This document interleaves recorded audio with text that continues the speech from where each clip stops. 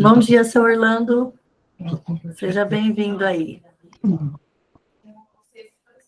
senhor está com o microfone bloqueado, tá bloqueado o seu microfone.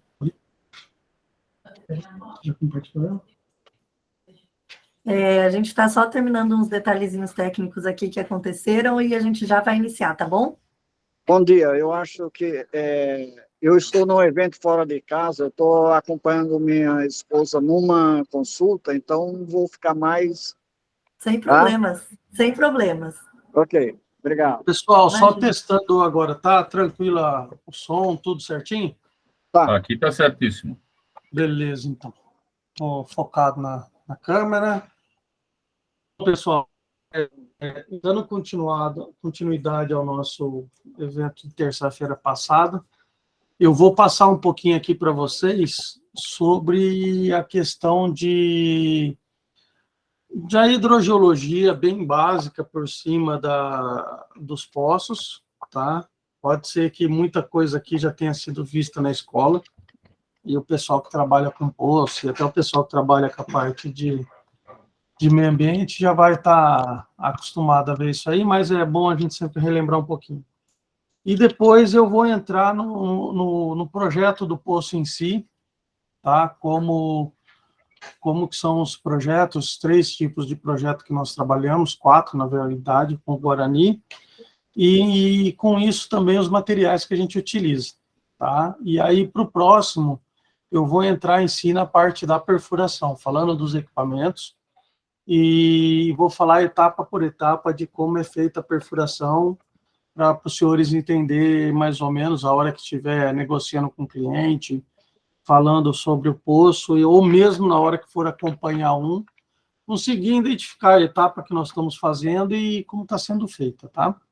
E aí, por último, a gente fica da parte de manutenção e os finalmente, tá? A questão de documentação.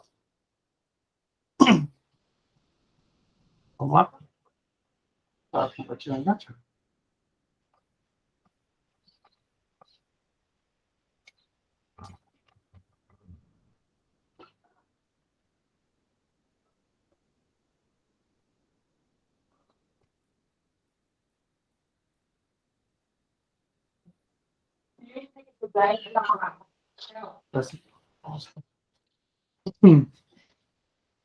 Então, vamos lá. Bom, então, nosso webinar vai ser essa parte da perfuração de poços tubulares profundos. Tá? Case de sucesso a gente já falou lá, mas depois, qualquer coisa, se alguém quiser mais alguma dúvida, a gente volta naqueles cases de sucesso. Então, aqui, basicamente, nós vamos falar dessa primeira parte, vai ser um pouquinho sobre a hidrologia dos poços profundos, tipos de aquífero, projetos de poços e materiais utilizados. Vamos lá. Tipos do aquífero. Nós temos 3 tipos de aquíferos, tá? O primeiro aquífero, mais conhecido, é conhecido como granulares. Eles são formados por sedimentos e rochas sedimentares, arenitos. Esse, usando o jargão mais popular, é areia. O pessoal fala que é furar o poço na areia. Então, essa é aquela camada superficial que nós temos aqui no nosso continente, tá? Pega tanto no estado de São Paulo, o Grupo Bauru, como também em Minas, Paraná. O Rio de Janeiro já tem uma camada mais fina, e muitas vezes, quando você vai furar no litoral, já nem pega essa parte aqui, ele já pega aquela areião de praia, que é como se fosse o próprio pré-filtro, tá? Essa imagem aqui que os senhores podem ter uma olhada, que estão vendo, já deixa bem claro como que é o arenito, né? Eles são formados por grãos e são bem homogêneos, tá vendo? Tem alguns veios, mas são bem homogêneos. O outro tipo de aquífero são os fraturados, formados por rochas cristalinas, granitos, que a gente chama no jargão do poço também de um embasamento cristalino, tá? E metamórficas, que são no caso dos basaltos, que são provenientes de erupções vulcânicas, tá? Então, o basalto em si, o granito não, o granito apresenta uma compacidade mais constante, No caso do basalto, por ele ser uma formação metamórfica, vulcânica, ele apresenta diferenças de durezas e compacidades, tal constituição. Você imagina que o vulcão expelia lava, aí ela resfriava, nesse resfriamento dela, ela cria uma certa porosidade em contato com o ar, e depois, nas erupções seguintes, elas foram sendo recobertas, certo? E conforme o passar dos milhões e milhões de anos, elas foram sendo compactadas por outras camadas superficiais. Tá? E muitas vezes a gente está furando no basalto, que a gente fala que é o que tem maior possibilidade de fraturas, como os senhores podem ver aqui nessa imagem, tá? Todos esses são fraturas dentro do basalto, certo? E o que acontece? Muitas vezes tem algumas lentes com alguma pouquinho de arenitos nesses intermédios, por quê?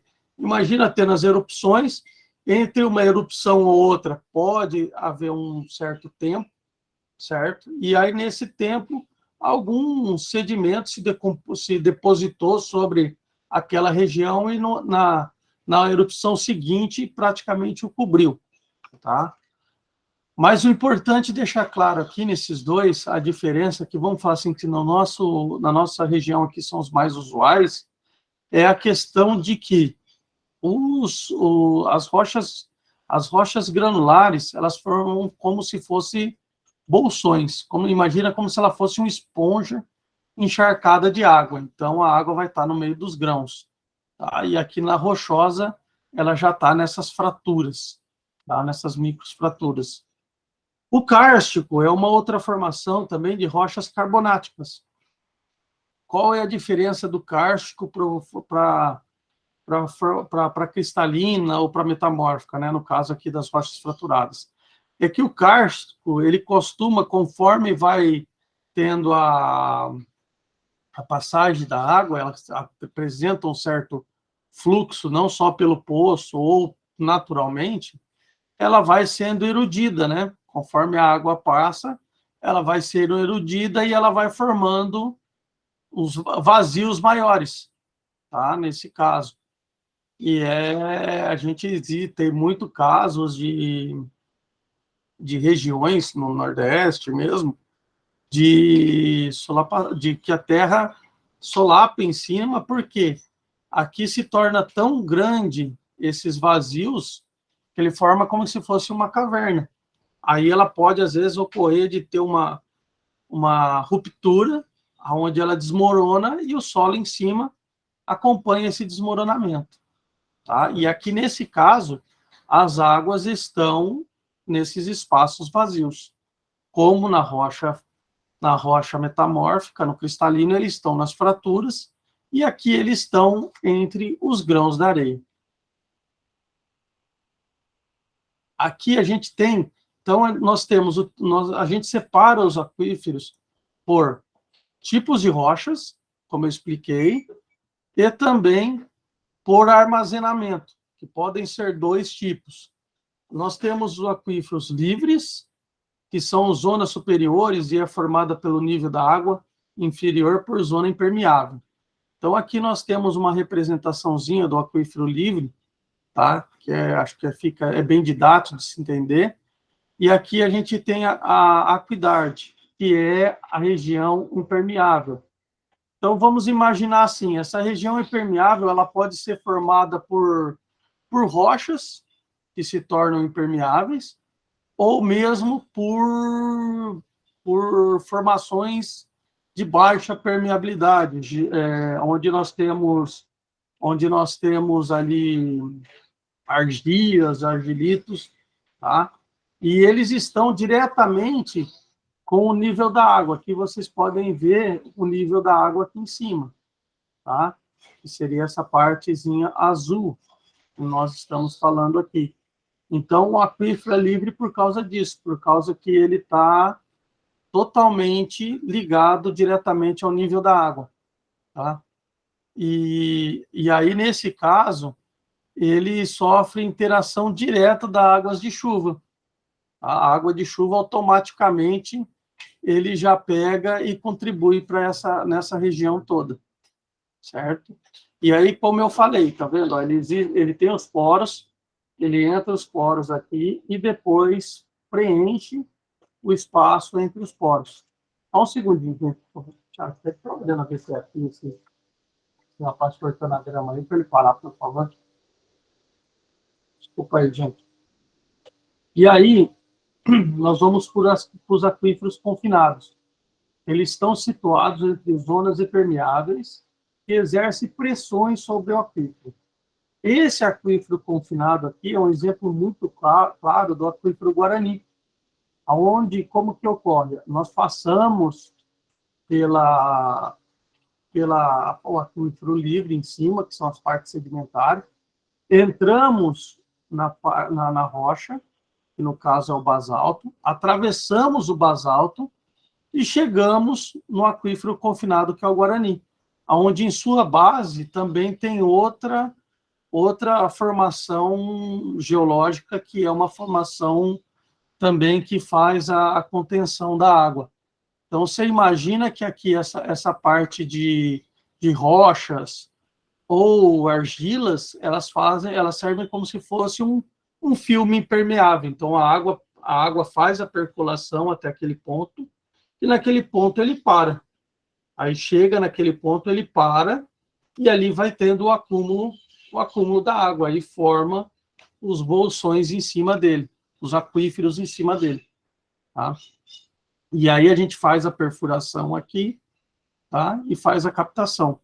E muitas vezes esses aquíferos confinados, eles estão, as áreas de recarga, como mostra aqui, a área de recarga do aquífero confinado, desculpa falar Guarani, porque é o mais usual, ela muitas vezes ela é mais alta do que o nível estático dos poços aquíferos livres, e também, muitas vezes, mais alta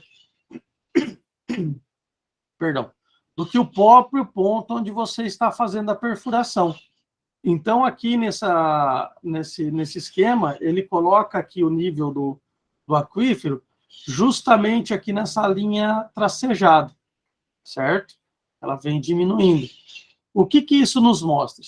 Que, vamos supor, a gente faz o poço 1, que ele é um poço jorrante no aquífero confinado, tá? Imagina que o aquífero confinado ele vai trabalhar como se fosse na época nossa de escola, de vasos comunicantes.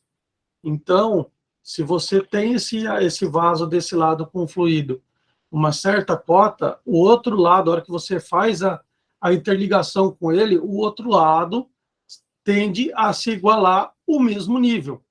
E é o que ocorre nesse caso, da jorrância. Por quê? A cota do terreno onde nós estamos perfurando o poço é mais baixa do que a cota do aquífero. Então, um exemplo, aqui no estado de São Paulo, o aquífero Guarani possui uma cota, vamos supor assim, uma cota nível estático dele, que é o que a gente chama, está na cota mais ou menos em torno de 450 a 470 metros com relação ao nível do mar. Então, o que vai acontecer? Muitas vezes, se nós perfurarmos poços no aquífero Guarani, onde o terreno de perfuração, o local de perfuração, esteja numa cota abaixo desse ponto, você vai ter um poço com jorrância. Tá? Ele vai jorrar uma vazão. Nós temos 2 exemplos de poços que nós perfuramos. Um foi próximo a Araçatuba, que é um poço para uma fazenda, ele tem plantação de laranja, e o poço jorra em torno de 150 metros cúbicos hora. Então, isso implica de não haver a necessidade de um equipamento de bombeamento, ou a utilização de um equipamento de bombeamento com menor capacidade, para que só ele contribua para enviar, para que ele consiga mandar a água a uma cota mais alta, onde ele quer ter um reservatório ou uma estação de tratamento. tá? Então, você coloca a bomba para para conduzir essa vazão para um outro lugar, como se fosse um recalque. Você fazer um recalque, e nesse caso você utiliza um equipamento bem menor do que seria no caso 2 aqui, onde a cota do terreno é mais alta do que o nível estático do aquífero. Aí sim, nesse caso, ele não dá um poço jorrante, mas, novamente, a hora que você perfura nele, ele tende a igualar a cota com a cota do aquífero, mas numa profundidade maior. Vamos dizer assim, um exemplo, que nós temos uma cota de um terreno em 550 metros com o nível do mar, e você perfura o poço, o aquífero está na cota 450, o exemplo, você vai ter o nível estático do poço a 100 metros de profundidade. Então, você teria que instalar a bomba mais profunda a isso para poder ter a vazão necessária que você precisa retirar. Tá? E também, nessa questão de armazenamentos, nós temos um outro que a gente chama um aquífero, que é bem usual, que é o aquífero semi-confinado. Eles estão situados entre zonas de baixas porosidades. Então, imagine que você está perfurando um aquífero aqui livre, aí ele fala livre porque a gente imagina um aquífero de grande extensão, tá? Como é o Grupo Bauru, um exemplo. Ele pega uma região muito grande. Mas, pontualmente, em alguns lugares, você vai perfurar, você vai passar por uma camada argilosa, que é uma camada de baixa porosidade. E aí você vai entrar novamente no aquífero aqui embaixo. Aqui mesmo na nossa região, no estado de São Paulo, aqui em Garça, nós temos lugares que você vai perfurando, você perfura, até uns 130, 140 metros não é muito bom de água. Tem alguns lugares que sim, mas você passa num solo mais argiloso, com baixa permeabilidade, aí você entra num aquífero um pouco melhor abaixo, onde você tem uma captação de água. Tá? Alguém está com alguma dúvida até nesse ponto, ou não?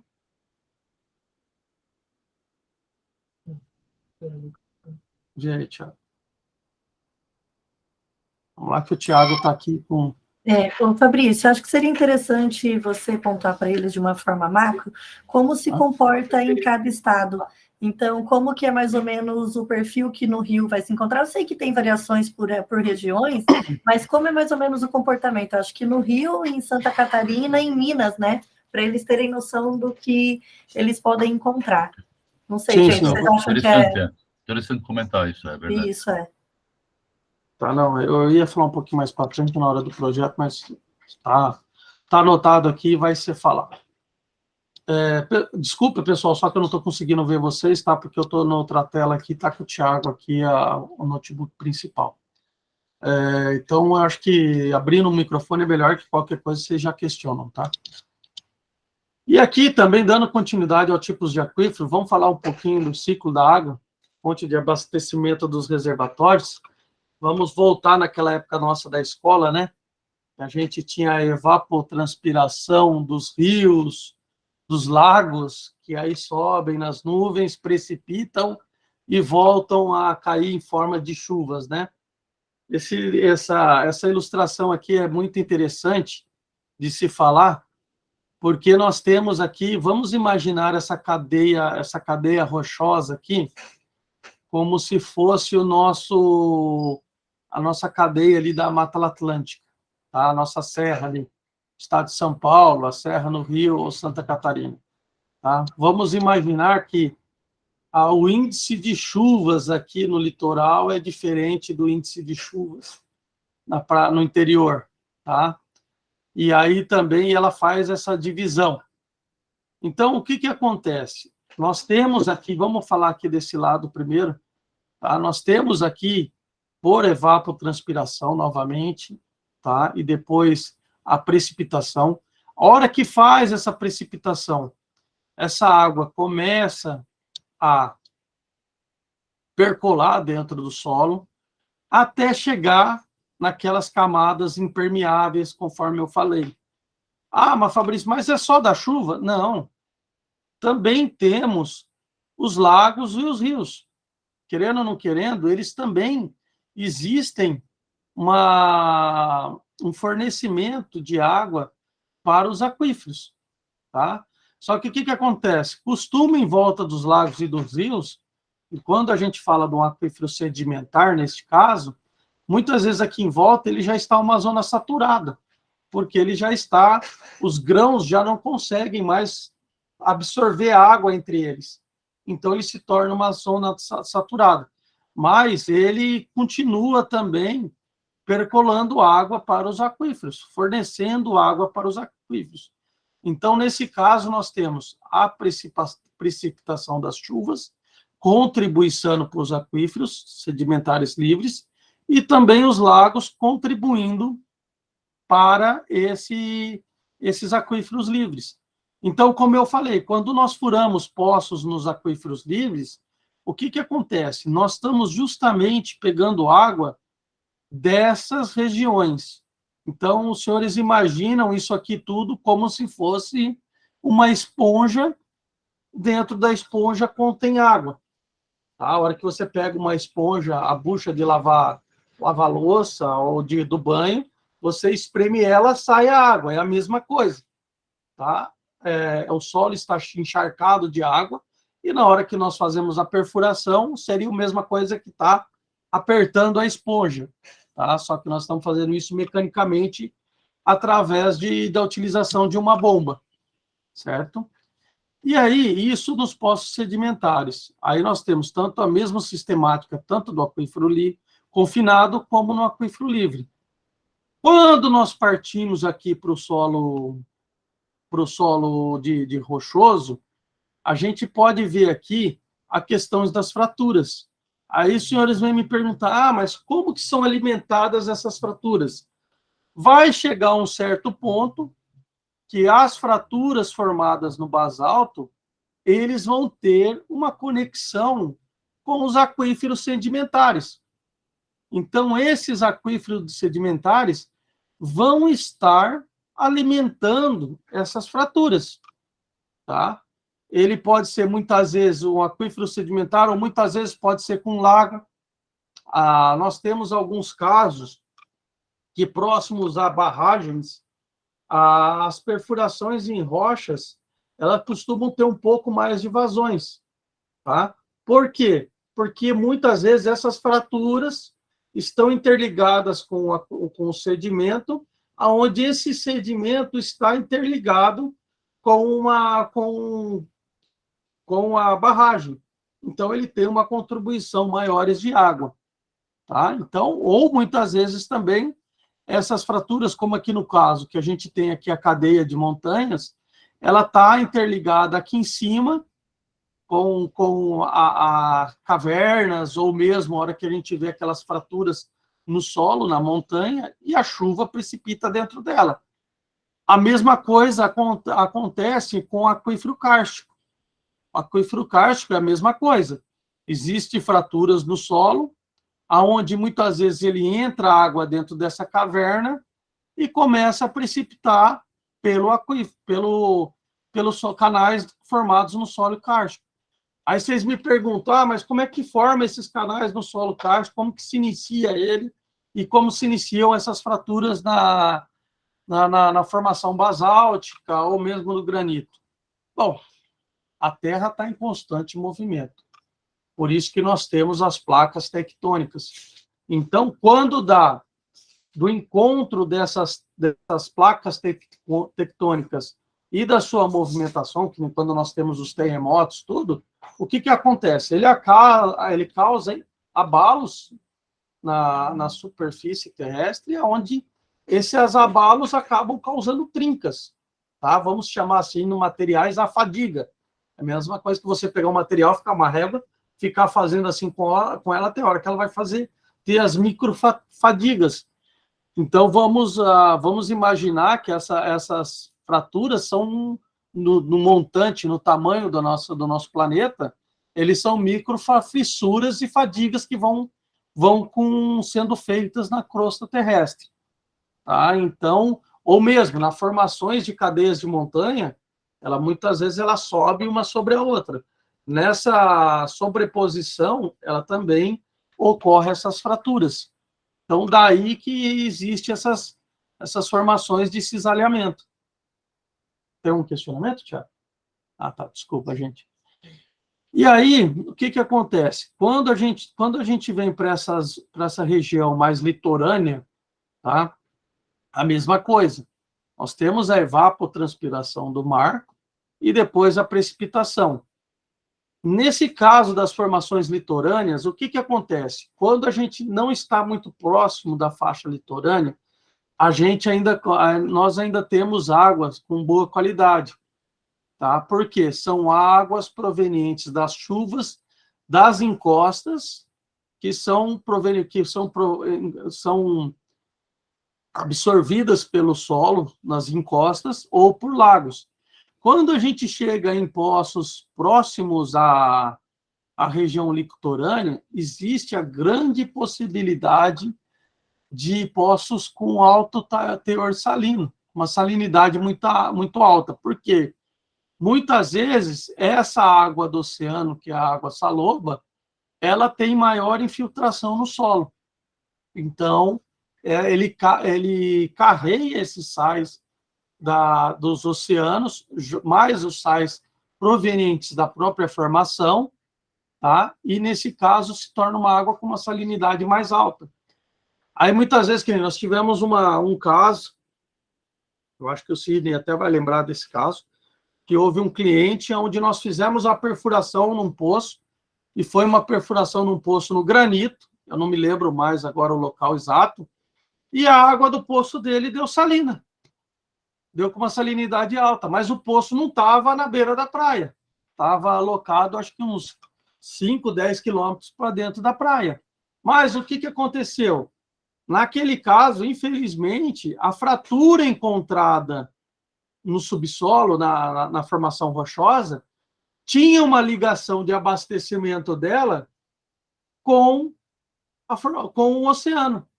Vamos supor assim, ou direto com o oceano, ou com uma camada sedimentar, um aquífero sedimentar, que havia contribuição de água vindo provida do oceano.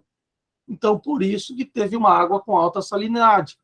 Tá? E esse é um dos motivos principais que nós nenhum perfurador, garantimos a qualidade da água. Por quê? Nós temos água que pode vir proveniente dessas formações, que dão um alto teor de salinidade, como são as formações kársticas, tá? Que carregam essa formação, ela traz carbonato em sua incorporação, tá? Então ela também tem uma salinidade alta. E no caso dos solos sedimentares, os aquíferos sedimentares, tanto livres como confinados, nós também não garantimos, porque a gente não sabe qual a área de contribuição dele.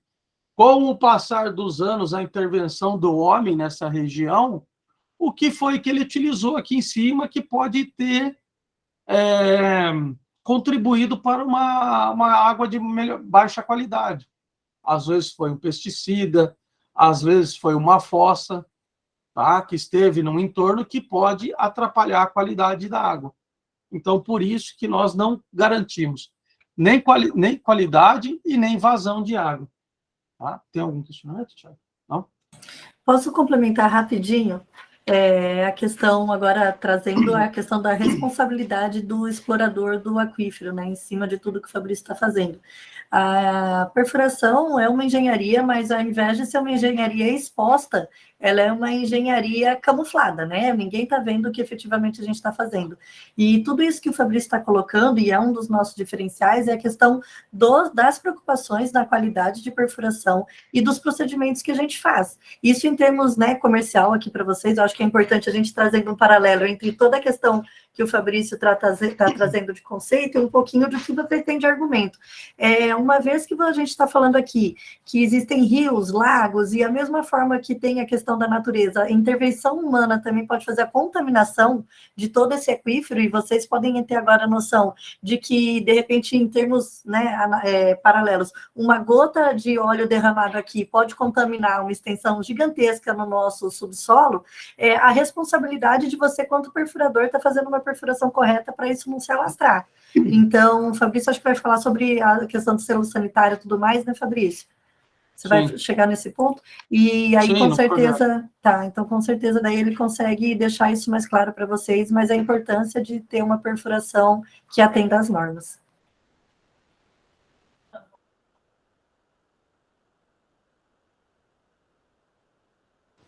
Bom, então, eu acho que é isso que a gente está falando. Então, dando continuidade, essas áreas de contribuições são muito importantes. Como a Lorena falou, a gente ter esse cuidado e sabendo de onde está vindo essas contribuições, a gente tentar, do nosso lado, como ser humano, preservar o máximo possível, tá? Porque daqui a uns tempos nós vamos estar com os nossos aquíferos superficiais, que são os rios e os lagos, praticamente contaminados. Se depender do lançamento discriminado, desenfreado dos efluentes sem tratamentos. E isso, ao longo prazo, também vai interferir nos aquíferos subterrâneos. Por quê? Por mais que a Terra exerça uma função de filtro natural, ela chega num ponto que ela já não consegue mais, né? A gente tem aí, nos tratamentos, os filtros saturam, né? Então, chega um ponto que a Terra vai estar saturada também dessa questão de estar tentando, contendo essa questão dos contaminantes. E vamos para o próximo aqui. Esse aqui é um slide bem interessante, que ele mostra o mapa dos tipos dos aquíferos de rochas no Brasil, tá? Então, é legal que os senhores já podem, por aqui, dar uma olhada e veem quais são o tipo de aquífero que mais predomina nas regiões de vocês. Tem um exemplo, vamos pegar aqui em cima, ó, o aquífero granular. Tá? Aqui nós temos o estado de São Paulo, está nessa região, aqui o Paraná, o Rio de Janeiro, e Minas aqui todo. Então, a gente percebe aqui que o estado de São Paulo, boa parte dele é aquífero granular, esse azulzinho, que é o quê? Quando a gente fala aquífero granular e o aquífero fraturado, não quer dizer que não tem em cima dele a formação sedimentar, tá, gente? Não é que isso, fala assim, já está direto na rocha? Não. Existe uma camada mais fina, aonde a grande captação de água, nesse caso, se dá do aquífero fraturado, certo?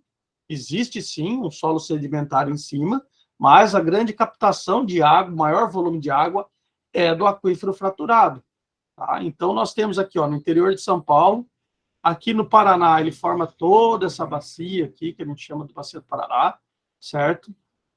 E no Rio a gente tem esse caso, tá? Como o rio está ali como se for, vamos imaginar assim, o Rio de Janeiro é praticamente essa parte da montanha para cá, né? Vamos se dizer assim. Ela está separada aqui pelas montanhas e ela pega mais essa bacia hidrográfica A aqui, no caso. Então, no rio, basicamente, os aquíferos de perfuração no rio são aquíferos fraturados. Existem algumas areazinhas que pontualmente têm áreas granulares, mas de baixa espessura, tá? Pouca espessura.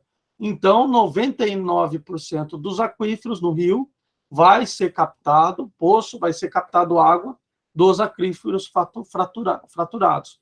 No caso do estado de São Paulo, é a mesma coisa. No estado de São Paulo, o que acontece? A hora que a gente entra aqui no interior de Botucatu, Limeira, para o interior, nós já entramos mais nessa parte de aquíferos granulares, onde nós temos grandes espessuras, da ordem aí de 250 a 300 metros de profundidade, para aí nós entrarmos no aquífero fraturado. Um exemplo desse é aqui em Garça, em Marília. Nós perfuramos um poço em Marília, onde nós perfuramos o aquífero granular até 270 metros, para aí sim pegar o aquífero fraturado mais abaixo. Tá?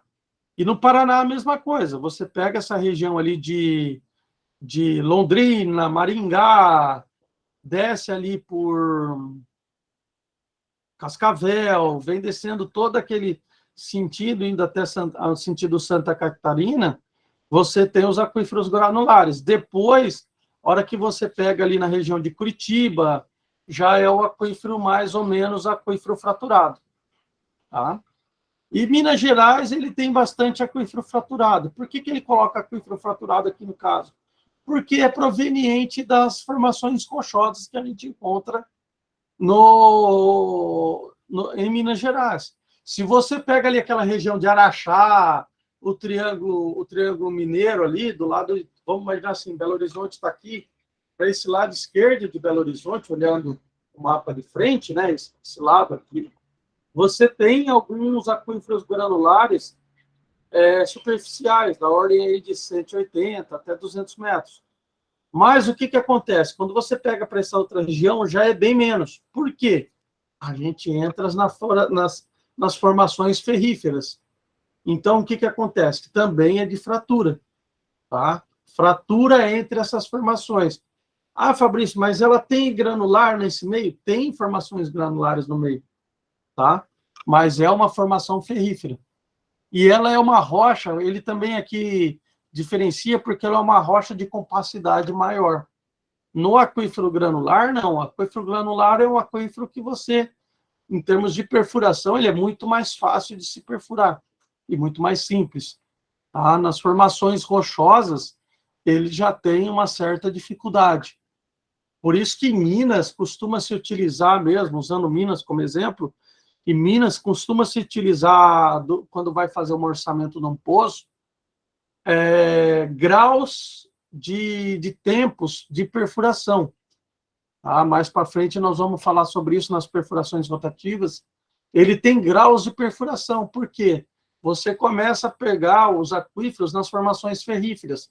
Então, você pega formações mais duras, formações mais moles, formações extremamente abrasivas, tá? Onde você vai estar perfurando e consome o ferramental muito rápido durante a perfuração. Mas esse nós vamos falar um pouquinho mais para frente no próximo capítulo. Tiago, tem alguma pergunta aí? Ô, Fabrício, pontua aí as regiões que a gente já perfurou, mostrando o mapa, ou melhor, o que a gente não fez ainda, né? Que eu acho que é mais fácil falar os que a gente não perfurou ainda do que no Brasil todo aí, para o pessoal saber. No nosso caso aqui, a gente já, aqui no estado de Minas, já nós tivemos bastante perfurações, bastante para as mineradoras, então já fizemos vários poços de rebaixamentos, então temos condições de estar perfurando nesse quadrilátero ferrífero aqui, que a gente chama, que é o mais trabalhoso, tá? Como também no outro montante. Lembro que eu falei para os senhores que eu havia feito a perfuração dos poços para Petra, que foi feito aqui, né, a Petra Energia, que foi feito nessa parte aqui de Minas, né? E lá teve aquífero, nós pegamos aquíferos superficiais ali, mas como não era, no caso, o foco, acabamos que nem fizemos teste, nada para saber. Tá? Em Curitiba, muito tempo, nós fizemos a perfuração em Curitiba, do solo, aqui não está marcando, mas eu achei até estranho, porque em Curitiba nós temos um exemplo de kárstico ali dentro de Curitiba, né? E tem lugares dentro da cidade de Curitiba que você tem aquela formação kárstica, tá? E também aqui no norte, nós furamos bastante poços aqui. Aqui onde vocês veem essa parte rosa aqui, que é o kárstico, bate exatamente com aquele projeto que eu falei para os senhores lá que nós fizemos da Petrobras, lembra? Eu falei até a profundidade de 300, 350 metros de profundidade, tinha o calcário, depois entrava na formação açu. Então, é justamente aqui, nessa região onde nós perfuramos. Tá? Aqui, se a gente pegar aqui o Maranhão, Pará, todo aqui, ele todo é formação granular.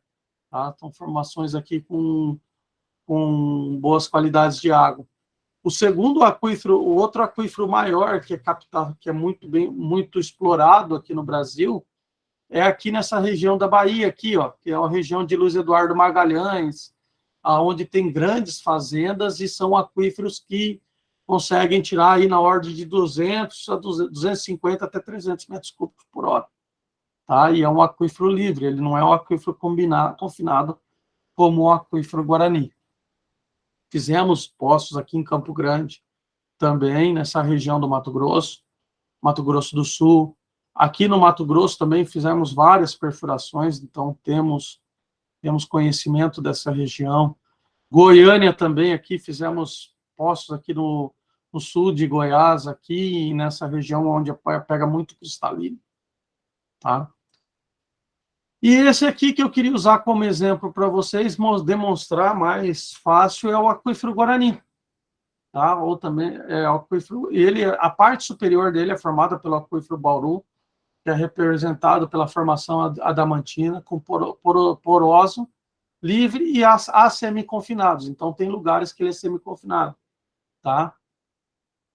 Como nós falamos, o aquífero Guarani é uma unidade hidrogeológica de extensão regional.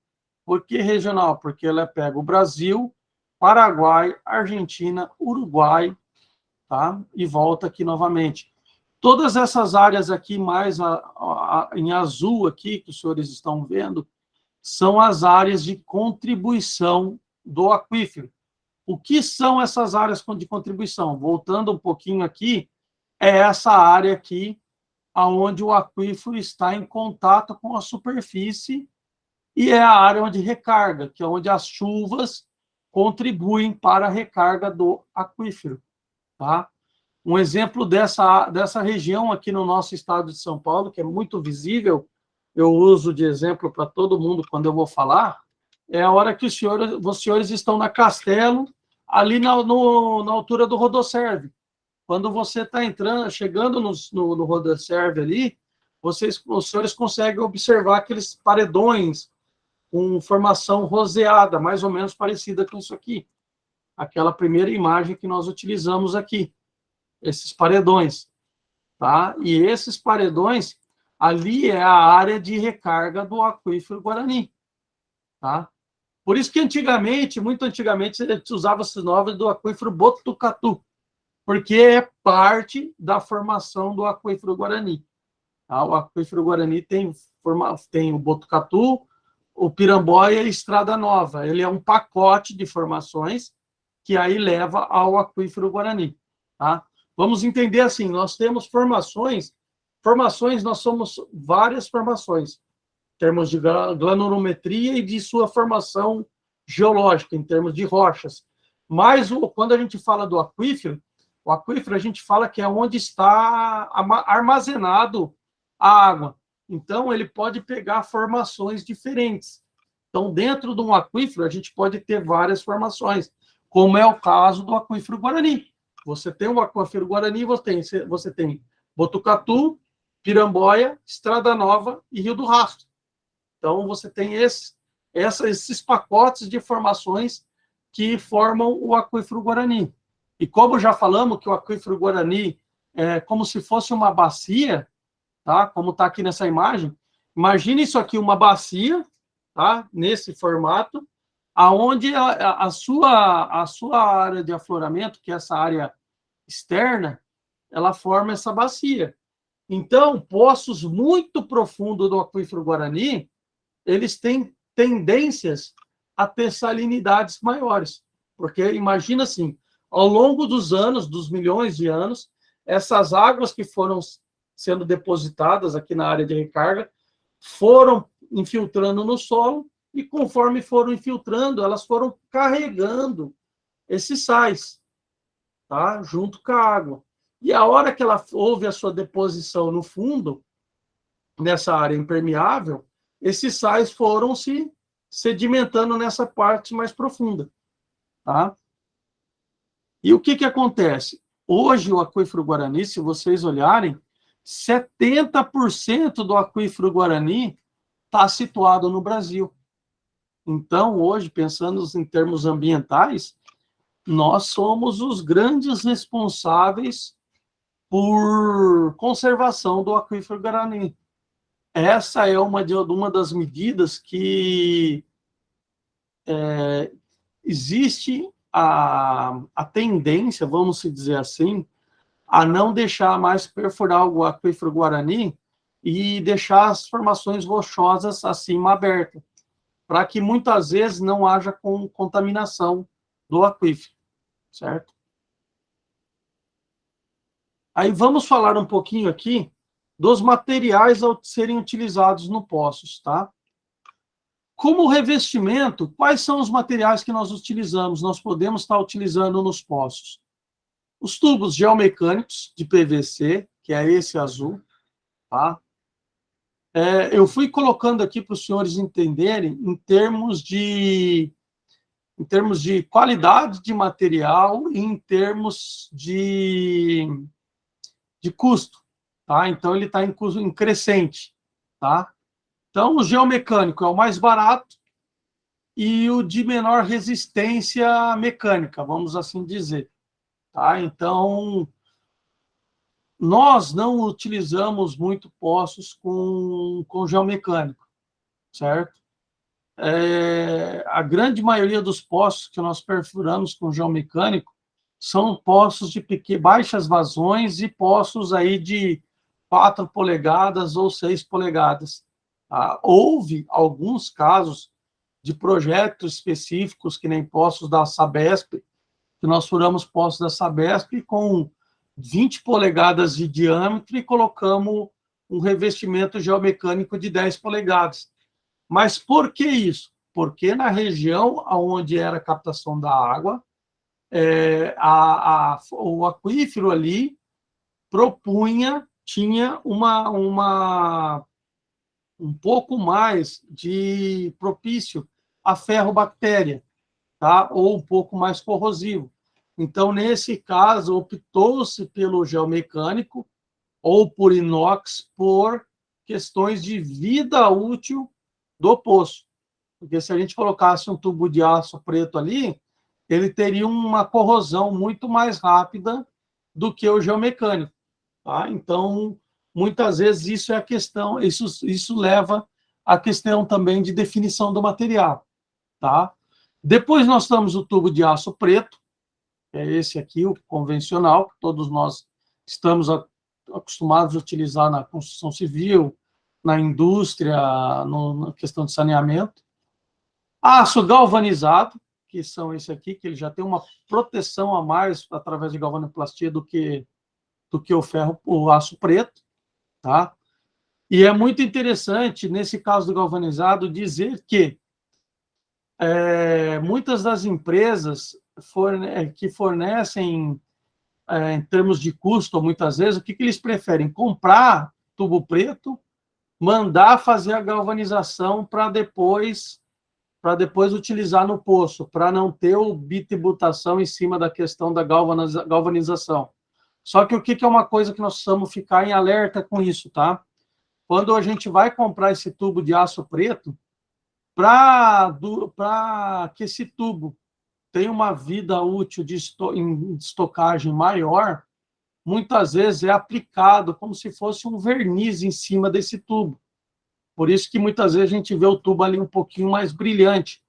Nesse caso, para galvanização, precisa fazer a remoção desse verniz e também fazer a remoção daquelas marcações que vem no tubo.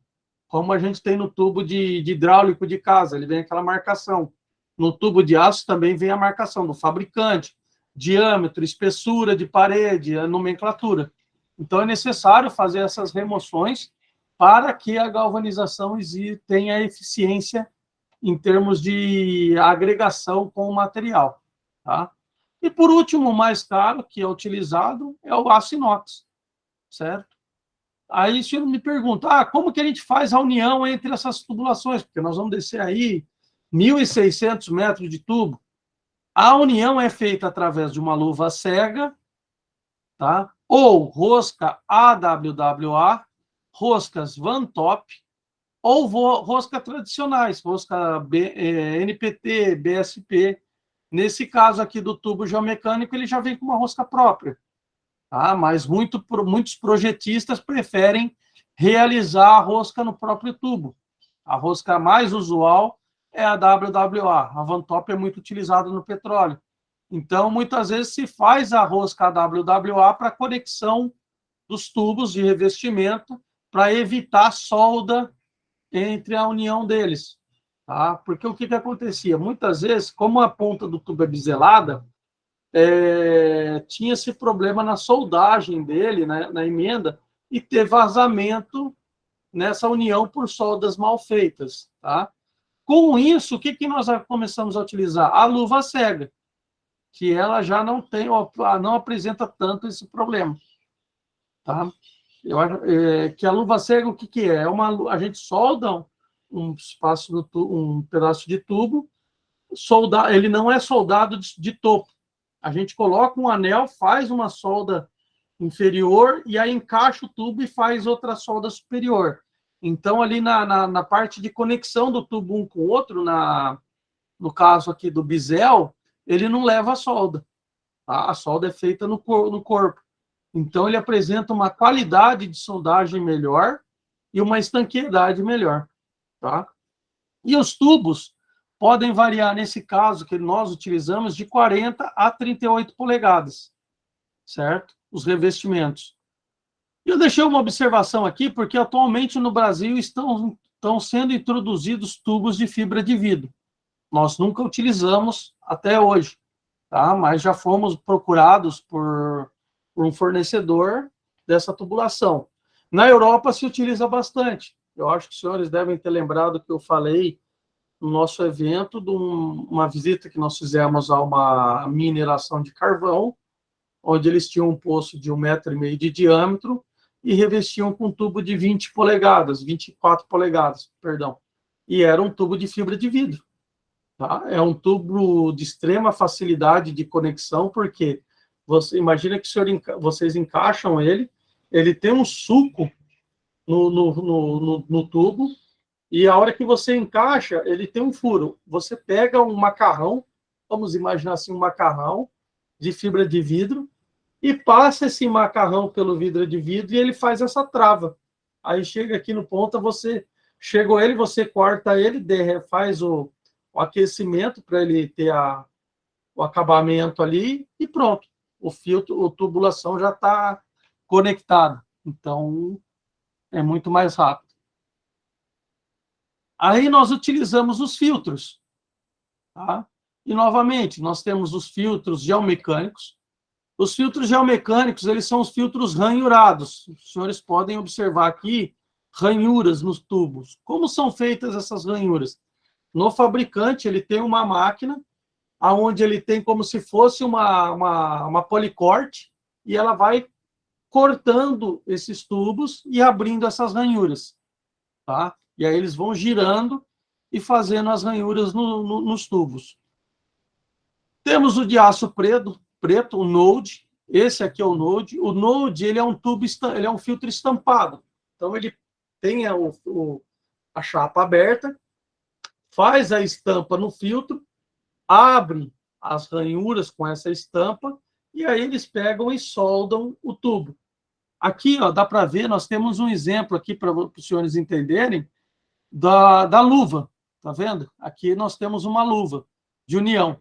Aqui seria a ponta com bisel e aqui a luva. Então, a gente, nesse caso, aplica a solda desse lado e desse lado que vai estar sobrepondo a tubulação. Os filtros galvanizados, nós já temos ele no node, como os senhores podem ver aqui também no estampado, no espiralado. Esse aqui é o filtro espiralado, os senhores tiveram condições de ver lá em cima. Ele é feito trefilado, vamos dizer assim, como se fosse uma têxtil. que acontece? Na máquina, ele tem os varões verticais, e aí ele vem soldando o filtro em aspiral, tá? Por que ele chama espiralado?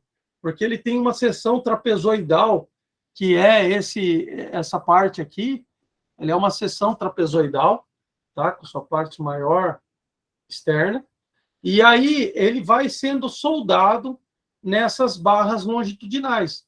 Então, imagina que você tem como se fosse um tear. A máquina está aqui, tem todos aqueles fios longitudinais saindo, as barras longitudinais saindo, e aí ele vai soldando em sequência numa forma espiralada até o final dele.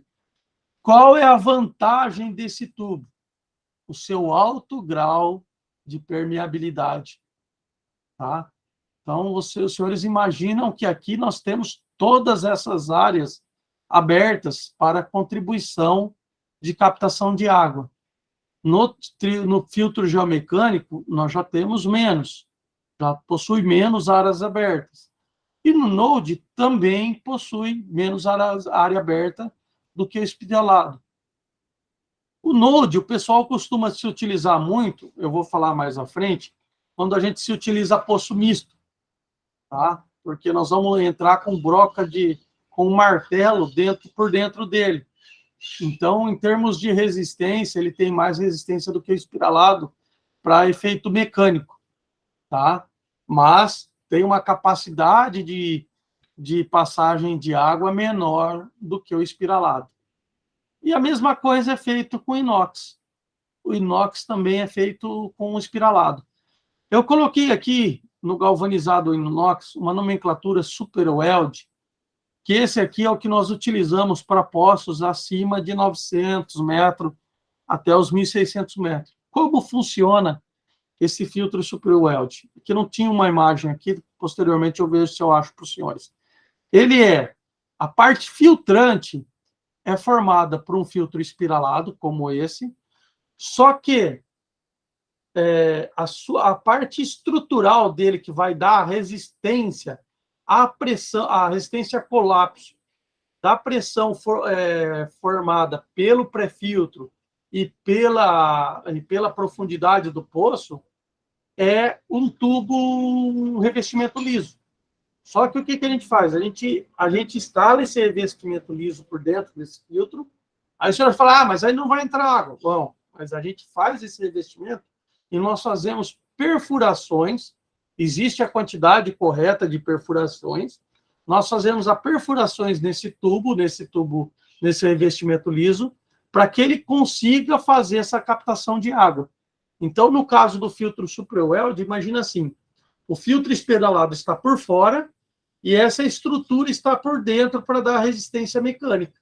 Então, um faz a tendência à filtração e o outro faz a resistência mecânica dele. E esse também são formados por luva cega, solda por luva cega, que é esse caso, ou por várias roscas. Dependendo do filtro, você tem roscas próprias ou a WWA, a Van Top, aquelas mesmas que eu usei.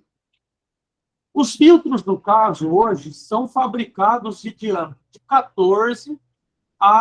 4 polegadas a 14 polegadas.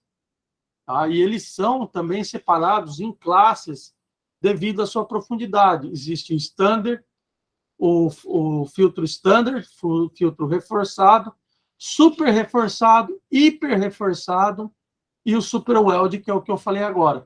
Essa questão do standard até o hiper reforçado, qual é a diferença? Aquela seção trapezoidal possui dimensões diferentes em termos da face superior e da altura dele, da seção trapezoidal, bem como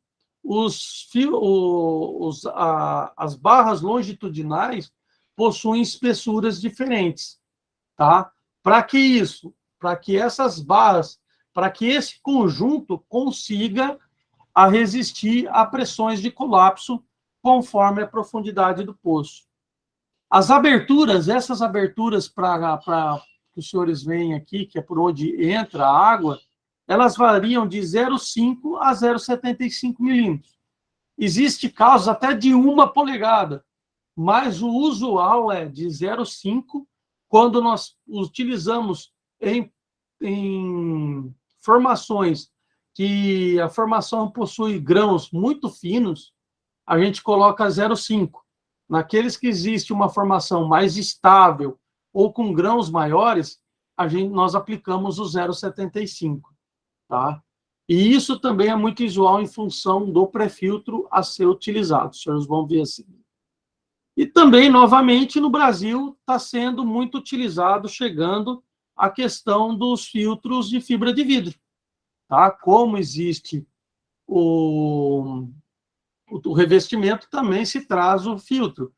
E o filtro não é espiralado, também é realizado como o filtro geomecânico, através de ranhuras. Tá? Esse aqui que eu estou mostrando para os senhores é o pré-filtro. O pré-filtro é instalado entre o diâmetro da perfuração e o diâmetro externo dos filtros e do revestimento. Nós chamamos de espaço anular, tá? Ele é do que ele é? Ele é um granulado de rochas selecionadas, classificadas entre silt, areia e cascalho. No nosso caso, nós utilizamos cascalho. Usa-se o termo, na perfuração, cascalhamento artificial, ou graven pack, para a instalação do pré-filtro no poço. Então, esse termo é utilizado na hora que você vai instalar o pré-filtro no poço. A gente fala que nós estamos, a gente fala injeção, no nosso descritivo, os senhores vão ver lá, injeção de fornecimento e injeção de pré-filtro. Nesse caso, quando a gente está na obra, se usa o linguajar de encascalhamento. Isso fala artificial, se fala de fazer um encascalhamento do poço. Tá? Esses pré-filtros variam de 0,6 a 2 milímetros. E a sua finalidade básica é impedir a passagem de grãos da formação para o interior do poço. Então, ele faz a questão de filtragem e retenção dessa areia da formação, tá? Dos grãos da formação, não entrarem para dentro do poço. Aí aqui eu coloquei alguns questionamentozinhos básicos, tá? Dentre eles vazão pretendida do projeto. Esse aqui é o mais importante, obter isso do cliente. A finalidade do projeto, isso se dá para questões burocráticas de solicitação de licença de perfuração e outorga de uso. A tensão de energia disponível para o projeto. Por que isso? Vai influenciar diretamente no equipamento de bombeamento. Tá? O usual é 220 e 200 e a 440. Aqui eu coloquei o usual 220 para perfuração e 220 a 440 para teste, porque durante a perfuração nós temos equipamentos que nem máquina de solda, lixadeira, que se no local já houver energia, a gente vai estar utilizando a energia do cliente. Caso contrário, nós vamos estar utilizando geradores próprios para as ferramentas de auxílio, tá? E no caso do equipamento de bombeamento, é a mesma coisa. Dependendo do tamanho do equipamento de bombeamento, nós trabalhamos em 440. Também temos um gerador, nós temos um gerador de 440 kVA, que fornece energia para a gente desde 220 até 440, e toca os nossos equipamentos de perfuração. Ponto exato da perfuração, tá? Por causa o ponto exato é mais para quê? Para que nós possamos olhar o local e termos noções se cabem os nossos equipamentos de perfuração naquela área, tá? E quais são as medidas que nós temos que executar para estar preparando aquela área para a perfuração. Acesso para equipamentos, tá? A gente olhar se os locais têm acesso para caminhão. Para os senhores terem uma ideia, as nossas sondas de perfuração, a ROC, a R4 e a 30, mesmo a Cooper, elas têm a altura máxima delas, se eu não me engano, dá 4,40 m ou 4,50 m. Então, nós precisamos ter como passar com essa sonda por esse local. A largura da sonda é mais ou menos, tem a sonda que tem a Cooper, a 30, é 3,20 metros. Então, nós precisamos ter condições de estar passando com essa sonda, também no local. Outro ponto, imaginem a sonda 30 e a Cooper como se fossem, por mais que elas sejam autotransportáveis, imagina os senhores uma carreta, um cavalinho com uma carreta, só que ela não é articulada. Então, ela precisa também ter espaço para que ela consiga, no seu raio de curvatura, estar manobrando para colocar a sonda no local do poço. E é uma sonda que nós estamos falando com 14, 15 metros de extensão. Então, os senhores conseguem ter uma ideia da dificuldade de manobra. Tá? Então, por isso, acesso do equipamento. A área de descarte dos materiais, novamente. A área de descarte. Onde vão ser descartados o material de perfuração? Vai ser feito um dique, onde esse material vai ser acumulado. E depois, por causa da evapotranspiração, e os materiais que nós utilizamos na perfuração são todos biodegradáveis, vai refazer o reaterro desse local e por aí fica, e a recomposição aí acabou? Ou o cliente exige que faça a destinação desse fluido ou do material do cascalho de perfuração para algum lugar? Precisa que faça. O do fluido não tem problema, pode fazer um dique, ele evapora e a gente depois aterra. Perfeito. Não, mas o cascalho eu quero que retire do local. Ok, nós vamos contratar desde caçambas de construção, caçambas convencionais, onde nós vamos depositar esse material depois é transportado para um aterro sanitário, até extrações, como houve o caso, que o cliente queria que fosse destinado a uma estação de tratamento. Ok, cliente que manda. É um custo extremamente alto, mas ele solicitou, nós vamos estar enviando esse material para uma estação de tratamento. Um outro ponto é que quanto for maior a tensão, menor a bitola do cabo e melhor o rendimento dos equipamentos de bombeamento. Então, isso aqui é uma dica que a gente costuma se dar para o cliente, tá? E também é uma dica muito importante dar para o cliente, que ele tem um transformador dedicado ao equipamento de bombeamento, tá? Dedicado ao poço, para ele ter uma melhor qualidade de fornecimento de energia para esse equipamento. E em termos de custo, quanto menor a bitola do cabo, vai ser mais baixo o custo. Então, maior a tensão, menor a bitola do cabo. E também, muito importante, a diferença entre a cota do poço, ponto de perfuração, e a entrada do reservatório, porque isso aqui vai influenciar bastante para o dimensionamento final da bomba, tá? Isso aqui nós vamos ver na próxima aula, eu vou falar sobre isso para os senhores. E aí, aqui eu queria deixar um pontinho bem importante, que eu acho que isso os senhores têm que ter sempre na cabeça, que o dimensionamento do equipamento de bombeamento está diretamente ligado à vazão necessária e à perda de carga até o reservatório. Então, esses pontos, a vazão pretendida pelo cliente e a diferença de cota entre o ponto de perfuração e a entrada do reservatório é muito importante para a gente poder dimensionar a bomba. Até como fazer um pré-dimensionamento, que é o que a gente faz com essa vazão e com essa, a gente chama de altura manométrica, tá? A gente consegue fazer um pré-dimensionamento do poço e com isso eu parto o projeto do poço e os diâmetros do poço de perfuração, tá? E lembrando mais uma vez aqui que o projeto do poço é um projeto telescópico, como que eu falei, né? Um projeto telescópico em função da bomba, do equipamento de bombeamento e das brocas utilizadas para perfuração. Vamos aqui para o próximo, ó. Eu tenho 3 tipos aqui de projetos, tá?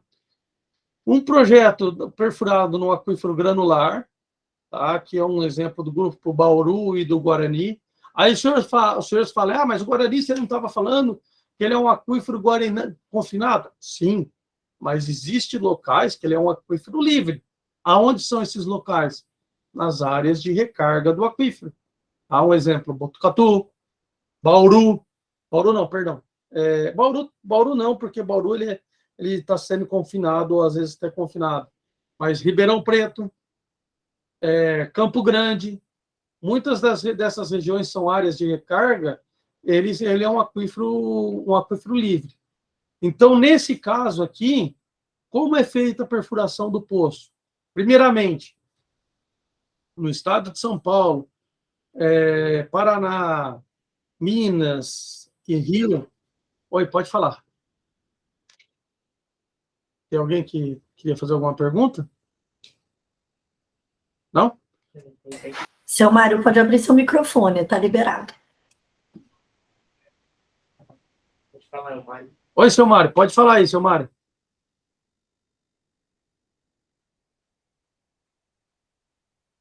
Ou se o senhor não estiver conseguindo abrir o microfone, pode escrever no chat ali, que a gente vê aqui e eu tento responder para o senhor.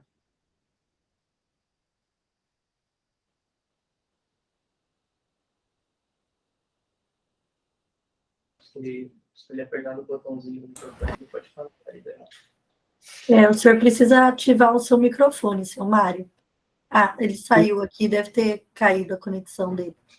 Ah, então tá. Então vamos continuar e depois o seu Mário volta novamente com a pergunta. Então, nesse caso aqui, nós temos esse tipo de projeto, tá? Ele é feito perfurado no arenito, tudo. E como eu vos falei, a questão da perfuração do diâmetro da perfuração vai em função do equipamento de bombeamento, porque o que acontece? Vocês pegando com o cliente a vazão pretendida e a altura manométrica, eu vou pegar, depois eu vou mostrar, tá, pessoal, na parte mais de dimensionamento de equipamento, eu vou pegar a tabela do fornecedor, vou ver a curva da bomba, tá? E em função dessa curva, eu vou determinar qual equipamento eu vou utilizar. E aí, eu determinando qual equipamento eu vou utilizar, eu vou ter o diâmetro do equipamento. Um equipamento para 4 polegadas até um equipamento para 14 polegadas. Então, com isso, eu vou dimensionar o diâmetro da tubulação que vai ser utilizada para aquela área onde vai ser instalada a bomba. Tá? E naquela região onde vai ser instalada a bomba, que nós chamamos de câmara de bombeamento, eu vou ter um diâmetro de tubulação.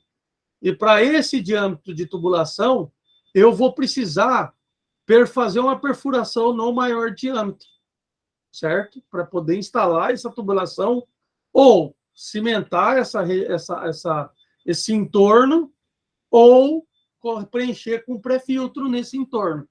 Tá? Então, um dos pontos muito importantes para dimensionamento do poço é a vazão de altura manométrica, para que eu saiba qual é o diâmetro da bomba e qual é o diâmetro do tubo que eu vou utilizar para formar a câmara de bombeamento. Com isso... Oi, voltou, senhor Mário? Só um paralelo rapidinho, Fabrício, para eles saberem, que o Fabrício está colocando a questão da localização, ela é importante para a gente saber, no caso, se os equipamentos cabem e tudo mais, porque a gente tem situações, por exemplo, São Paulo, é um mar de prédio. Às vezes, se você tem um local para perfurar, que você tem limite, só pode ser naquele ponto específico, isso é muito importante para a gente. Mas, óbvio que, em termos gerais, a localização serve para a gente fazer estudo geológico e saber qual é o tipo de solo que a gente vai encontrar lá, tá? Mas em situações que a gente tem uma questão mais enclausurada, mais específica de ponto de perfuração, aí a gente entra no dimensionamento dos equipamentos. Sim. E essa questão da localização que a Lorena está falando, ela também realmente é muito importante para a gente, justamente por causa disso, porque com base nela, eu vou fazer o quê? Ou eu vou procurar no nosso banco de dados interno de poços na região, no entorno daquela localização que nós já perfuramos, para ter como base para o projeto, para o cliente, até para saber se ali vai ter aquela vazão ou não, eu preciso buscar um banco de dados, certo? Um histórico. Ou caso eu não tenha, eu vou fazer o quê? Eu vou procurar um site, que a gente tem um site de acesso livre, que é o site da CPRM, aonde há o cadastramento de poços. Basicamente, todos os poços, é para ser, né? Todos os poços que são perfurados, outorgados e são cadastrados, eles são cadastrados no sistema CIAGAS, que é esse sistema monitorado pela CPRM. Então, você tem muito cadastro de poços ali. Então, nós temos um catálogo já bem grande de poços locados, tá, da CPRM, que nós utilizamos como base para esses poços. Ou, muitas vezes, tem clientes, os senhores vão deparar com clientes que eles já vão entregar um projeto pronto, onde nós vamos pegar aquele projeto, só orçar em cima daquilo ali. Nós não vamos ter o trabalho de estar fazendo essas pesquisas. Por isso que eu falo muitas vezes que, por mais que nós tentamos agilizar o processo de orçamento para o cliente, o poço não é que nem numa pastelaria, que chega e fala assim, não, eu quero um poço e pronto, acabou. Você vai lá, pega, está pronto e pronto, está aqui o poço. Nós temos modelos salvos no nosso sistema, tá, de cotações, de orçamentos, mas cada caso é um caso. Eu gosto de sempre estar procurando qual é o caso que mais se adequa a cada cliente, certo? Tá? Um exemplo agora a gente tem mesmo do Sidney, que passou para a gente uma demanda, eu já entrei em contato com o cliente, conversei com o cliente e estou fazendo um levantamento da região dele, da geologia e de poços próximos, para eu conseguir me basear nessa questão de qual o melhor projeto para ser feito para o cliente. Tá? Porque a gente não gosta muito de ficar falando assim, eu vou fazer uma estimativa e depois muda todo o projeto. Não, eu tento ser o mais assertivo possível. Por isso que muitas vezes o nosso orçamento inicial acaba sendo mais caro do que o concorrente, porque eu acabo contemplando mais coisas para já tentar fazer um orçamento mais assertivo para o cliente. Tá? Dois só paralelos aqui em termos comerciais para vocês também, é que fora a oportunidade de execução da perfuração em si, nós também temos o serviço de projeto.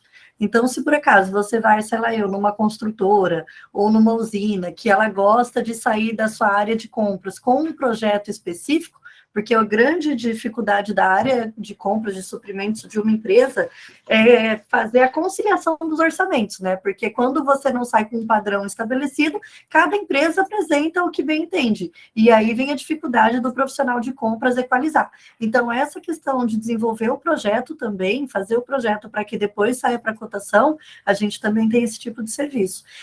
Uma informação que eu li essa semana recente também é que 80% dos poços perfurados no Brasil ainda são clandestinos.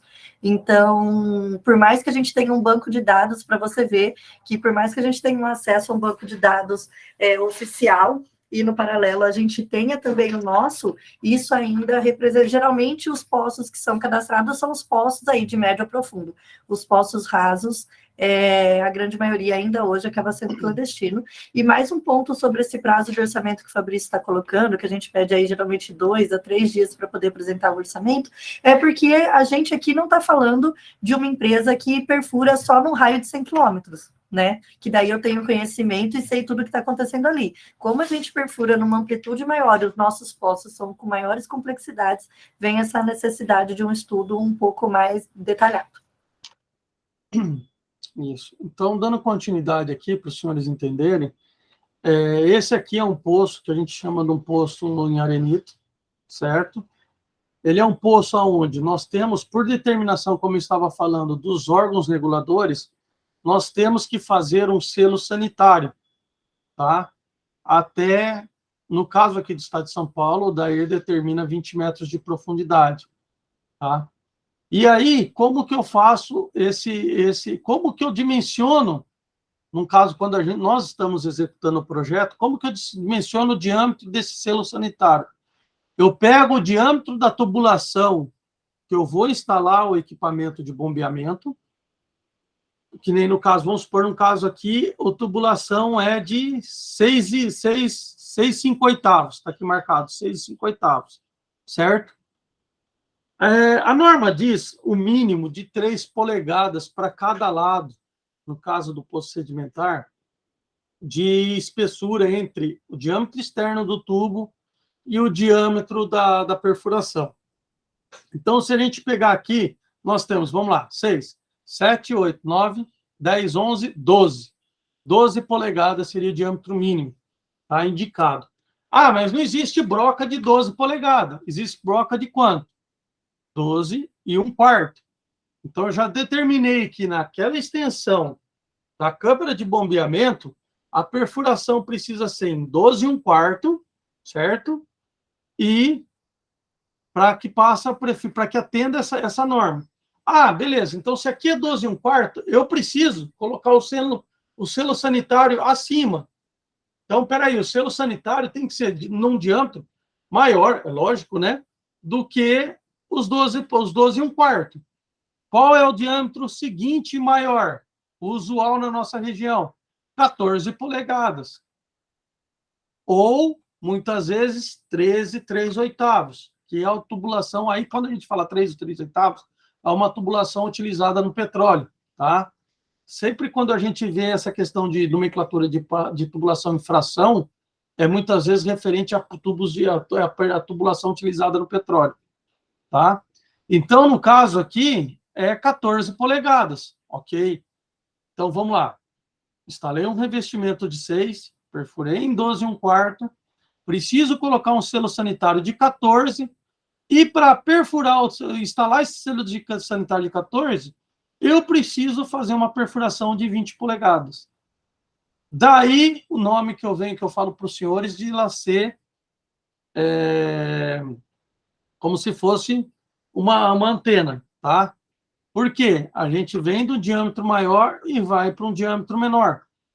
Existem casos, só para o senhor entender por que eu falo dessa questão telescópica, que para efeito de custos e até mesmo por causa da vazão, eles fazem num diâmetro maior, a gente executa o revestimento num diâmetro maior somente na câmara de bombeamento do poço, onde vai ser instalada a bomba.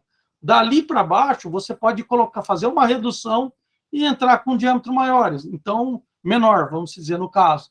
Então, por isso que ela fica telescópica, tá? E sempre lembrando para os senhores, por mais que exista esse selo sanitário, o revestimento que você vai instalar a bomba vai sempre até a superfície, tá? E depois, por efeito de acabamento, a gente faz assim uma laje. Aí os senhores me perguntam, mas por que faz esse selo sanitário? Justamente porque é aquilo que eu falei, da questão da permeabilidade da água. Se a gente não tivesse isso, a hora que ele estivesse bombeando esse poço, a água que está acumulada nessa parte, ela iria entrar para dentro do poço, com contaminação, e poderia vir até aqui na área de bombeamento. Já tendo essa proteção, a hora que ela começa a ter o bombeamento, a água vem, bate aqui nessa formação, tende a vir para cá, só que como ela existe essa barreira, ela vai voltar e vir passar até chegar aqui embaixo. E nesse caminho, muitas vezes, já é feita essa contenção, essa filtração dos possíveis contaminantes, tá? Então, por isso que é feito esse selo sanitário. Esse aqui é outro poço, que é um poço em rocha, que como que ele faz? É aquele que eu falei da formação rochosa. Você isola toda a parte de sedimento de cima, de arenitos, você perfura até encontrar a rocha, aí você pega, encaixa esse tubo na rocha e faz a cimentação do espaço anular. Aqui, nesse caso, nós injetamos um pré-filtro em todo o espaço anular, porque nós vamos captar a água dessa formação, tá? Nesse caso, como é de fraturas, você não precisa ter o filtro. O filtro só é utilizado em arenitos, tá? Onde existe uma granulometria. Aqui, como é de fratura, não utiliza o filtro, deixa-se o poço aberto. Então, você faz esse revestimento de cima, cimenta, faz aí o isolamento dessa área superior, e aí perfura por dentro novamente e deixa essa parte aberta, que é por onde você vai ter a captação de água, tá? Aí existe uma terceira hipótese, que são os poços mistos, que são os poços onde você quer captar tanto água da parte superficial como da parte inferior. Então, você capta água de duas formações, tá? Dois aquíferos, ou o aquífero sedimentar e do aquífero fraturado, tá? E como os senhores podem ver aqui, a gente costuma fazer isso quando essa parte sedimentar é de maior profundidade. Nesse caso aqui, tem 170 metros de extensão. Nesse aqui, onde ele isolou, tem 60 metros. Então, como que a gente faz? A gente faz toda a perfuração dessa parte superior como se fosse perfurado no arenita, só que, ao invés de deixar o fundo do tubo lá fechado, a gente faz um fechamento no tubo, nós deixamos ele aberto. Para quê? Para dar continuidade por dentro dessa perfuração com a perfuração na rocha, tá? Nesse caso, qual é o determinante maior para a determinação do revestimento e das perfurações? O diâmetro de perfuração que você vai executar por último, que é no caso aqui da perfuração na rocha. Então, se eu vou perfurar em 6 polegadas, eu preciso colocar um revestimento que passe o bit de 6 por dentro, tá? E aí, para cima, eu vou fazendo como se fosse no sedimentar. Coloquei um tubo de 6, furo em 12,25. Revista em 14, oceano sanitário, perfuro em 20 polegadas, tá? Aí vamos para a questão de vazões. Os aquíferos dos arenitos costumam ter vazões da ordem de 100 a 250 metros cúbicos. Eu coloquei uma observação aqui, porque nesse caso aqui são aquíferos especiais que dão alta vazão. Um exemplo, a área de recarga do Guarani, por exemplo, Ribeirão Preto. Ribeirão Preto, nós temos poços no Guarani que tem vazões de 200 a 250 metros cúbicos. Outro exemplo, aquele aquífero que eu falei para os senhores, lá em Luiz Eduardo Magalhães, tá? São um aquífero sedimentar, onde também possuem altas vazões. Poços perfurados no aquífero fraturado, vazões da ordem de 1 metro cúbico, ou às vezes até menos, tá? Tem lugares que há grandes possibilidades de poços darem seco, tá? Por isso que é usual, só que aqui no Brasil não se torna usual, a fazer uma geofísica antes para ver essas fraturas, as fraturas existentes na formação rochosa, e tentar alocar o poço no lugar que existe a maior confluência de fraturas. Não quer dizer que são fraturas produtoras, mas é a maior confluência de fraturas. Há poços de 80 metros cúbicos. Mais uma vez, uma observação, por quê? Ocasiões especiais, próximos a barragens ou aquíferos especiais. Por que eu uso barragem? Já houve o caso de nós perfurarmos poço em Tubiara, logo quando os senhores passam ali de Minas para Goiás, a primeira cidade do Triângulo Mineiro para Goiás, aonde ali nós temos uma barragem. Nós perfuramos poços a montante da barragem, aonde deu poço com vazão alta, tá? Poço na ordem de 60, 70 metros cúbicos, e poços perfurados no aquífero fraturado. Um outro exemplo que nós tivemos conhecimento são poços perfurados no Paraná, tá? Perto de Foz do Iguaçu, porque devido à barragem, existe poços com interligações diretas com aquíferos próximos à barragem, que são alimentados pela barragem. Então, também possuem uma produção de água maior. E aqui a mesma coisa, no misto, vazões de ordem de 1 a 100 metros cúbicos, porque você está pegando influência de 2 aquíferos. Esses aquíferos superficiais, tá? Aquíferos sedimentares, que possuem maior vazão, e do aquífero fraturado, tá? Então, esses são os 3 tipos de projetos que nós fazemos. Até aqui, pessoal, alguém está com alguma dúvida nessa parte de projeto que queira tirar? Porque o próximo slide é o último e é basicamente aquele que eu apresentei no na nossa convenção do Aquífero Guarani. Se alguém tiver alguma pergunta, o microfone está liberado, Thiago? Os microfones estão liberados, se vocês quiserem fazer alguma pergunta até aqui, eu posso estar tirando a dúvidas.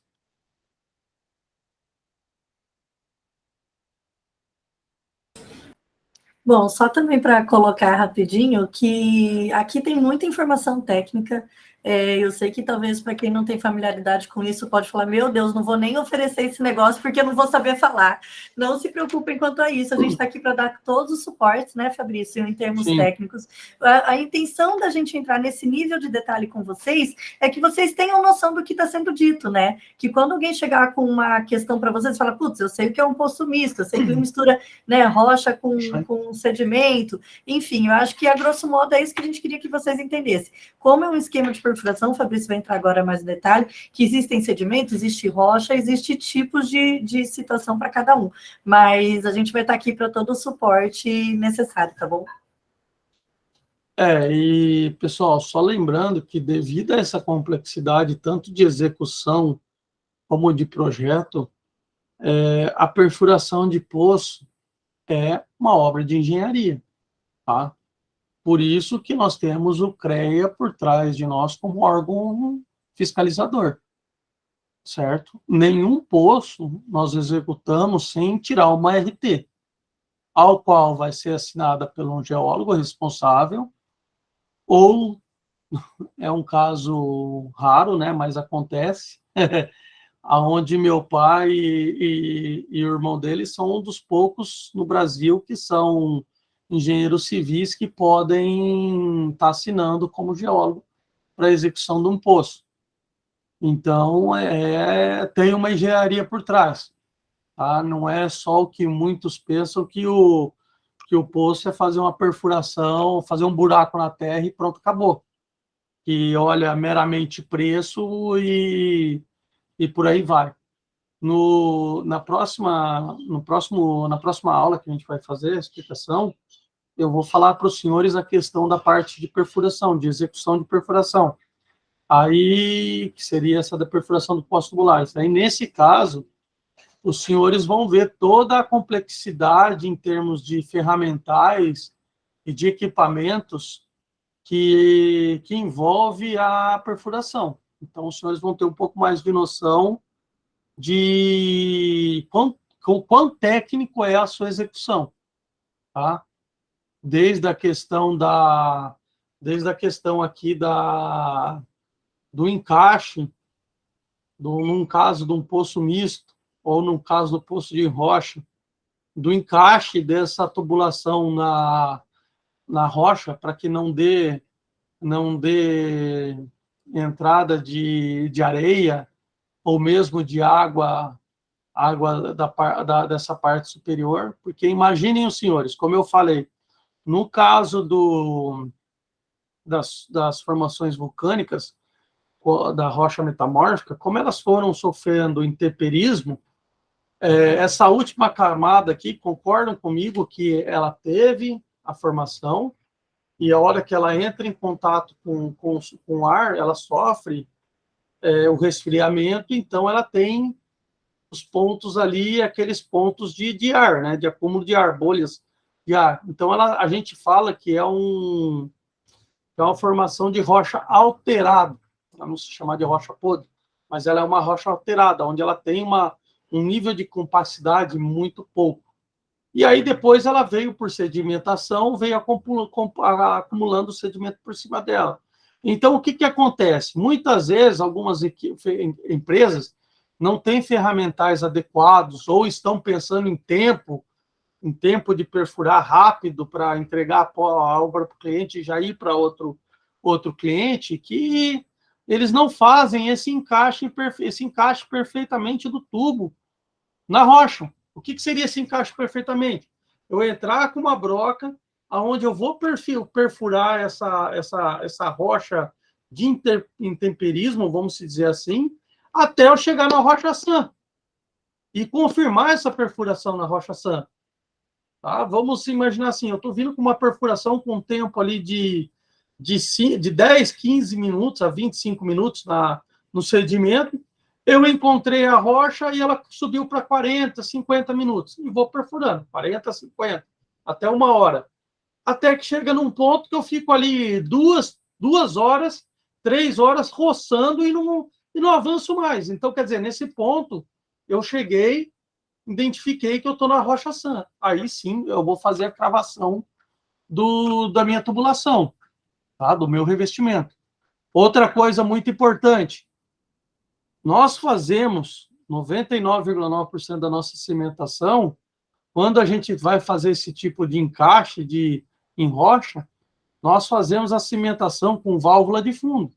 Para quê? Para que a gente tenha certeza de que toda essa extensão foi cimentada, tá? E o que ocorre muitas vezes?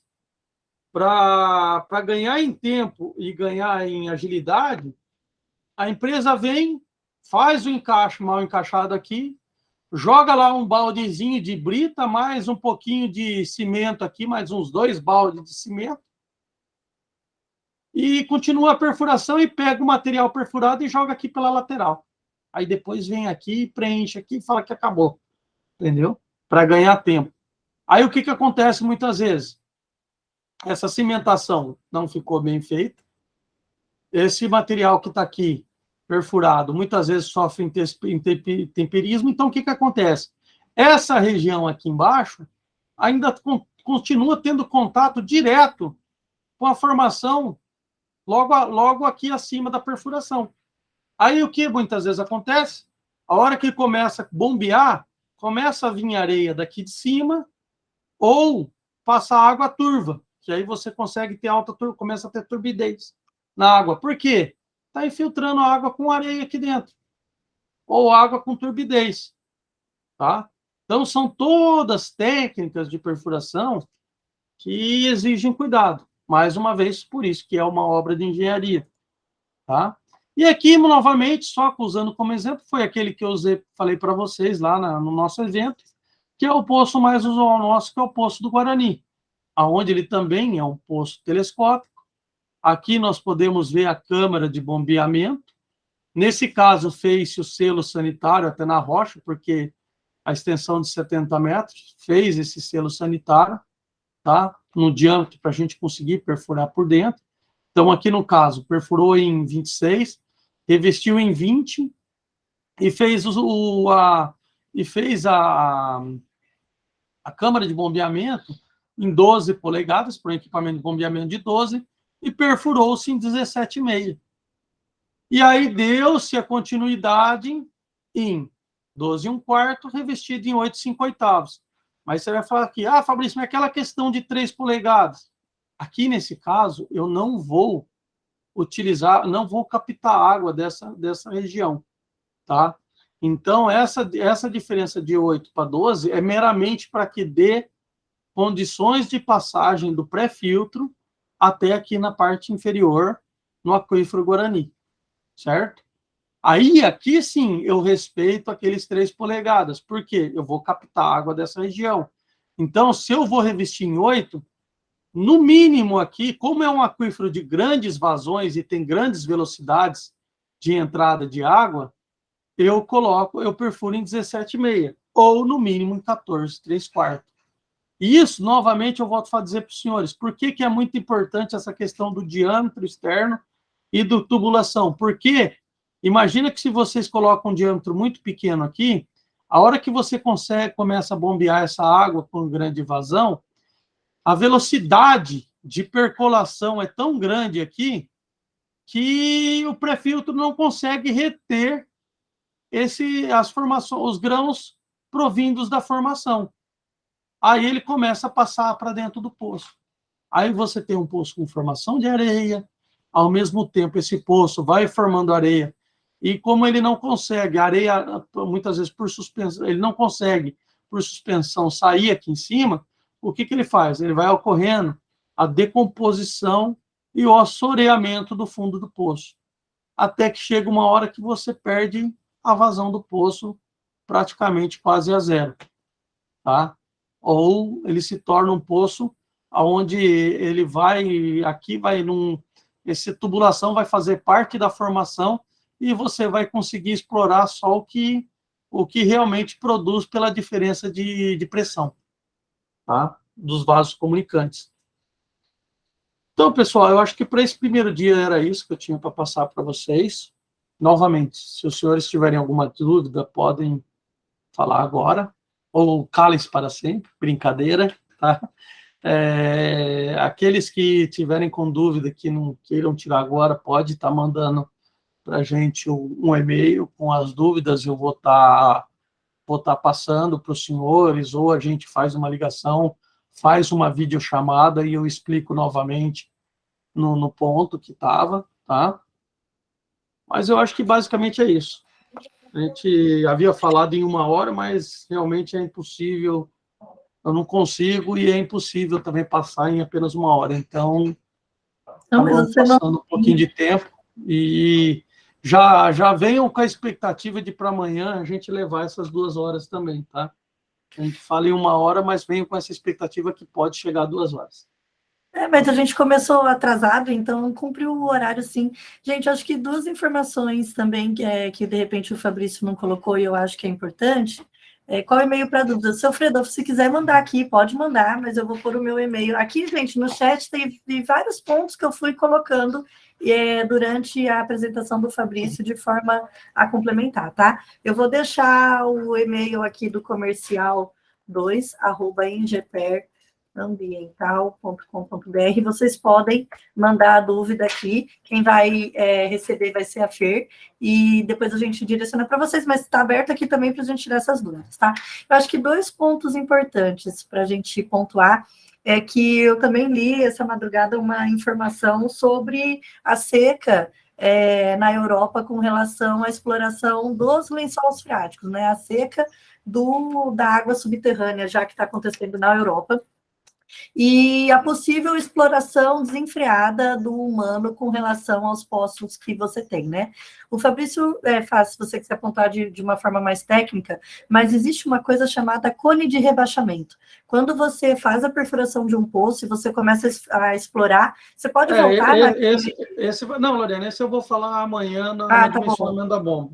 Tá bom, então ele vai falar disso amanhã, e com relação a tempo de exploração também? Sim. Bom, então, paro aqui meu comentário, e fica aí o teaser, hein? Se vocês querem saber sobre esse assunto, volte amanhã. Seu Fredo, você quer tirar alguma dúvida que o senhor está pontuando já aqui, ou prefere mandar por e-mail? E só para complementar também, pessoal, isso aqui vai ficar salvo depois no nosso site, lá no NGFlix, que o Thiago tá bolando, então os senhores vão ter acesso para assistir e reassistir quantas vezes quiserem, tá? Mas pode falar isso. O material também a gente vai enviar em PDF, tá bom?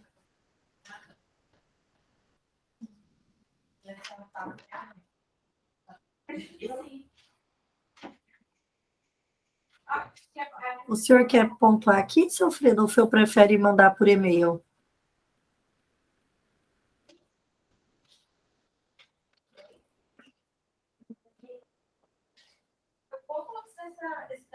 Não sei se ele está ouvindo. Bom, gente, acho que é isso, então. Só, por favor, se vocês puderem dar um feedback para a gente, se foi bom o conteúdo, se a didática foi boa, a gente quer fazer algo que seja útil para vocês e que agregue, né, esse tempo que a gente está aqui disponibilizando e trocando. Por favor, se puder dar algum feedback, vai ser ótimo.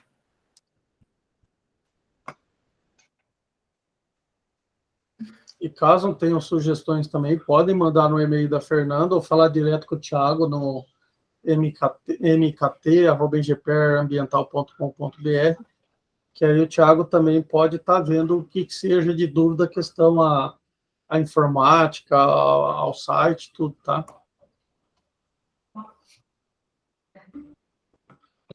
Certo, então?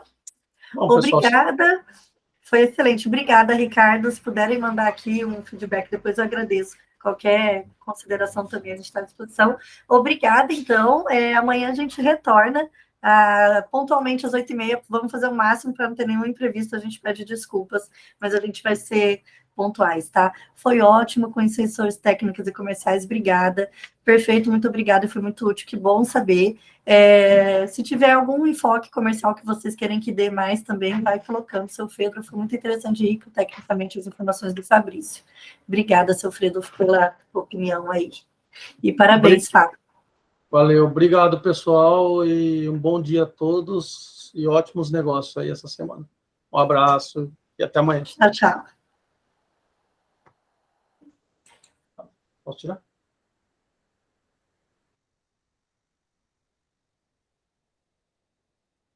Acabou?